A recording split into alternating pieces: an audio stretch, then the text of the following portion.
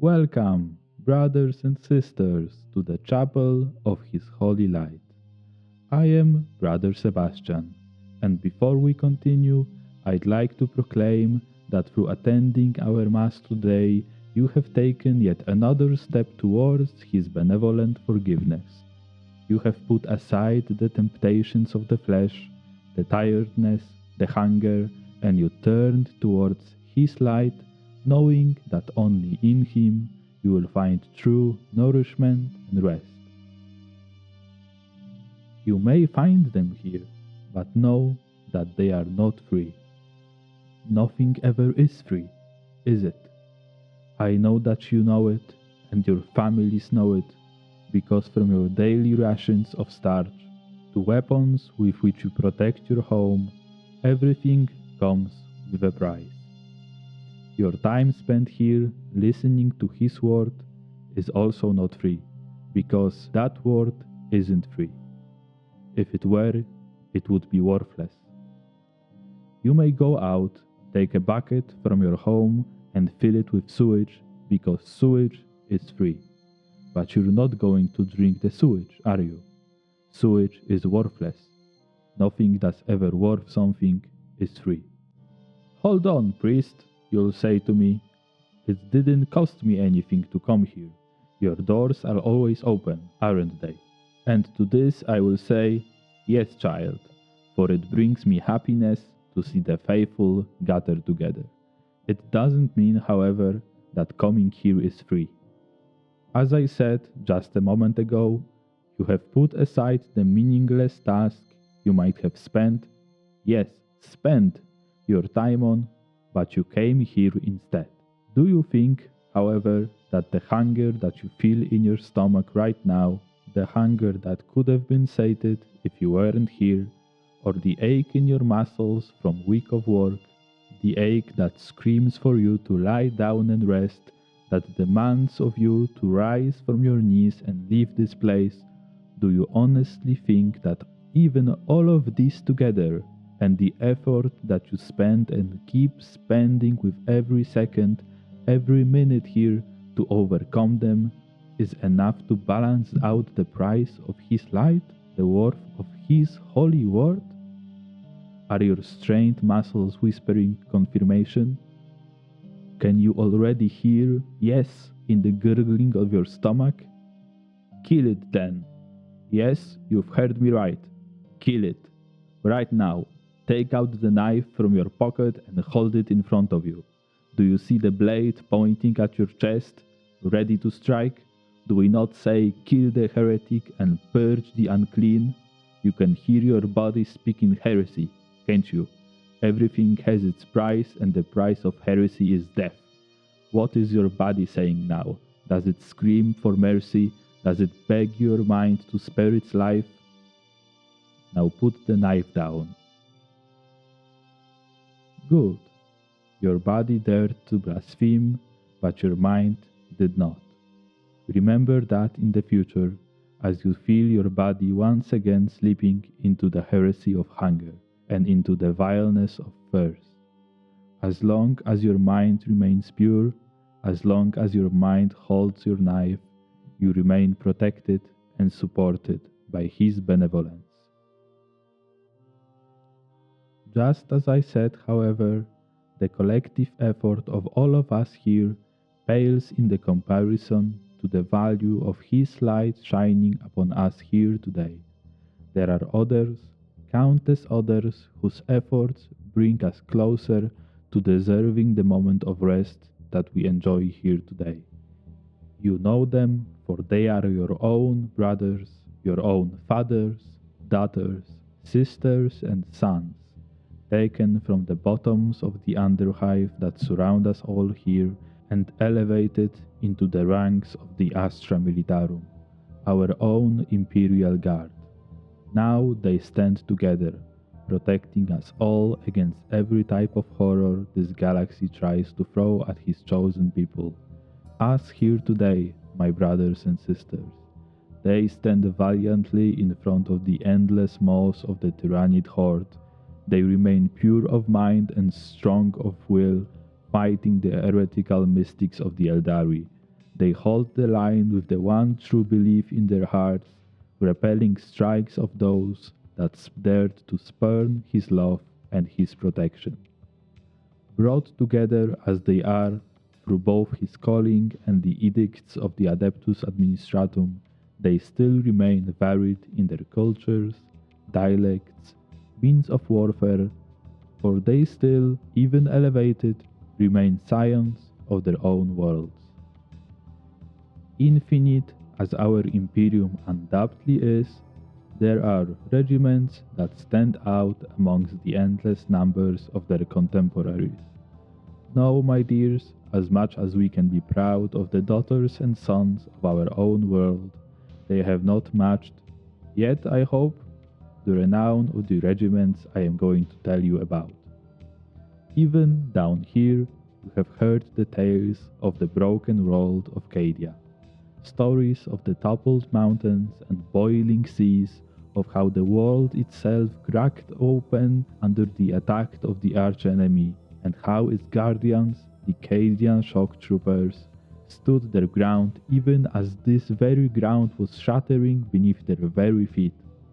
The might of the enemies was near infinite that day, but even it couldn't break the courage in the hearts of those who placed their faith in the God Emperor. You too should always place your faith in him, for he is the only salvation. Death Core of Krieg. Imagine countless figures standing dead silent, their faces hidden behind the cold leather of their gas mask. Just think of it, how terrifying a sight that must be. Think how disheartening it must be to all enemies trying to break their lines, each breakthrough instantly filled by newly arrived men and women just as ready to die for our Emperor as those that came before them. Faceless as they are, their endless struggle should remind us all that all are equal in his sight. Now please think of all the danger behind the steel and iron that surrounds us down here, of the pipes that will melt the skin of your hand if touched by accident, or the exposed wiring ready to shock your heart into stillness, of the air tunnels going straight down to the levels so deep you will never even hear of them, of the endless conveyors leading to the production lines of factories and sewage drains flowing into the pools of acid. Now take these images and replace all that metal with visions of lush greenery, dense foliage, and animals roaming around that you never even thought could have existed. Seems so much better than our lives down here, doesn't it? But oh, how deceitful can the eyes of men be, for I tell you, the planet of Katachan is just as dangerous, perhaps even more so than whatever you may encounter down here. In this landscape of teeth, claws, and poison and death are the jungle fighters raised, to remind us that the trials we encounter in our lives are given to us so we are better prepared to live the life spent in his service. Do you too, my dear parishioners, dream of the sky up above? Don't be afraid to say yes, for I too see it often in my mind. How vast, how strange it must be, don't you think? You probably wouldn't believe it, but there are those who not only see it every day, but live, yes, live among its currents. The drop troops of Elysia, who soar through the air with their jetpacks and fall right into the fray of battle with courage and devotion in their hearts that few I imagine are capable of holding. Even though none of us will ever see them with our own eyes, let the image of them crushing their enemies be a reminder that wherever we are, if we remain true to his tenets, he will keep us in safety of his caring hand. Now I'd like you to think of an endless sand and scorching heat, the one that you feel during your long hours of your furnace shift, but one which never lets off, keeping you in its grasp with every dry breath. You should be thankful each morning that you were born in a place such as this, for when your time is finally done, you will step away from the furnace and feel once again the cold air of the metal corridors. The desert raiders of Talarn will know not such a moment of relief. Their fight never ends, both against their enemies and against the tyranny of the sun itself. May they remind you on your toughest days of the grace you were given and how grateful you should remain.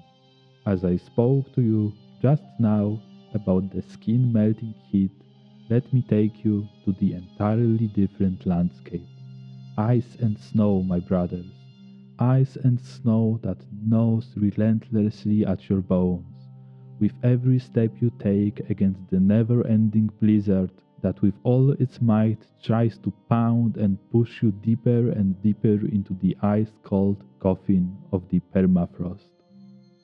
That far-off place, ruled by the ever-cold hand of death, is called Valhalla, and those that resist its rule are the Ice Warriors.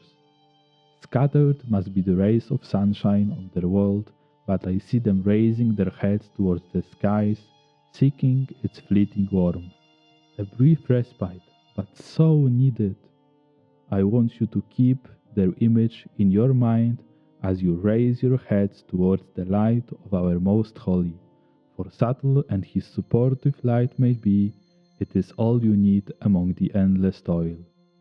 As I said before, millions upon millions of men and women just like you serve in the ranks of our Astra Militarum. Together they smite the horrors of the galaxy, knowing that even if they fall, the others will come to take their place. There's certainty and strength in numbers, my dear parishioners, but it does not mean that you have a right to falter if left alone. When death comes and our God Emperor will ask you, have you done your duty that I placed on your shoulders? Do you dare respond, no, Lord, for I was alone and too afraid? This is the answer of a coward and a heretic, for exactly when we are alone our faith, both yours and mine, is truly tested. Those that come from the world of Tanith know that when they fall, there won't be any others to take their place. First and only they are, and yet they never have faltered. Don't you dare falter in your faith, for I promise you, your judgment will be swift, brutal, and well-deserved. I told you about stalwart warriors and peerless fighters to look up to, but I know and understand, seeing those beacons of what it means to be a servant of His holy will, might be daunting from the place where we are now. You look at the rags that cover your tired muscles, at your blistered hands and sunken chests, and you do not see anything that could connect you to those heroes.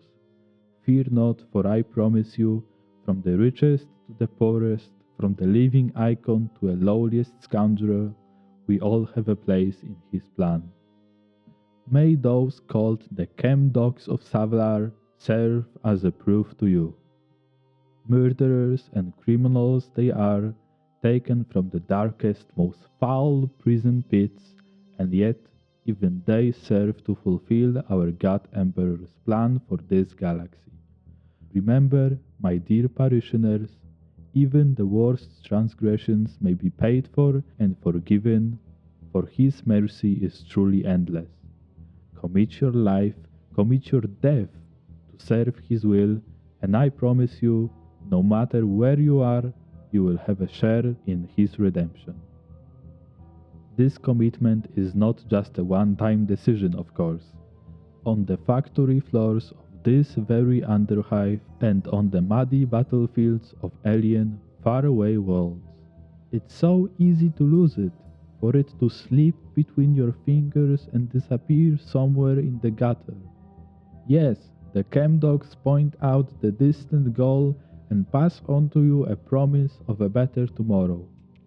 But the Mordian Guard, the Iron Guard, It is order and discipline required to take each step towards that goal. It is not about personal glory. We don't make this commitment to Him so that we are the ones praised for our scrumptious religiosity. His will is the only thing that matters. It is grace, it is a gift bestowed on us to be a part of His plan, even if it may lead to our death. Through discipline and strong will, we will trudge through the threshold that is death and become once again part of His light. So many there are, fighting in His holy name, each of them so different from the others. We are all scions of our own worlds with their own sets of trials and means of surviving them. Those worlds, Hive worlds, death worlds, wastelands, they mold us and prepare us, for that we can fulfill our part of His plan. We are all so different from each other, but through Him we are one. He is the one and only constant, unshakable and eternal. Great is our Imperium, oh how great it is, and how thankful are we to be a part of it. How wonderful is it to serve. Together we give our thanks for being granted a chance to earn just a smidge, just a drop of what the redemption promised to us is worth, while also being gifted the rest of it. Soon I will tell you more about each of the warriors I mentioned specifically, for there is more to learn and properly nourish your heart. Treat this as just a foreword to the real meat of the tale. For now, however, our time together has reached its end. Go to your homes in peace. May His grace surround you and keep you safe until our next Mass in 2 weeks' time. I hope to see you all here again in our chapel. If for some reason you need a reminder to attend, there are buttons in your data slates, red one and the other one with a bell, that will add our congregation to your scheduling. Remember that time spent with us here today during Mass counts always to your working hours. Now go to your families and be at peace. And remember that He is watching over you, He cares for you, and through Him you will always find redemption. We will see you again in 2 weeks' time.